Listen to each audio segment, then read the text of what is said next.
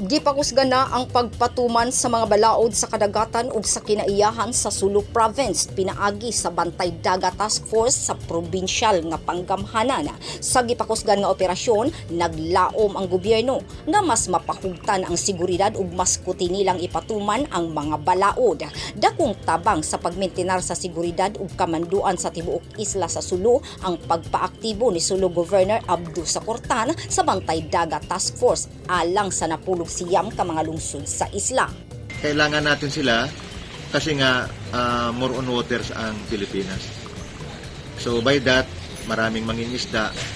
So dapat sila mismo ay magkagrupo o magbuo ng samahan. Ito na nga by the initiative of the government. Matagal na ito, 1998 na itong batas na ito, 8550. Ang mga personahe ug stakeholders sa Armed Forces of the Philippines o Philippine National Police mitambong sa paglusad sa Sulu Bantay Dagat Task Force sa Maubo Beach, Barangay Umungay, Patikul sa probinsya sa Sulu, nga adunay tema Protect and Serve Sulu Sea.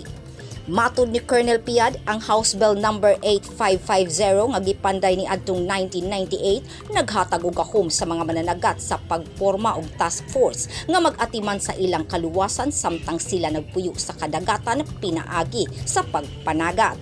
Nagpasalamat ang PNP ug AFP sa tabang ni Sulu Governor Abdu Sacortan aron mapadayon ang kahapsay ug kalinaw sa tibuok probinsya. Grace Alcunaba, Newsline Philippines. Stay safe.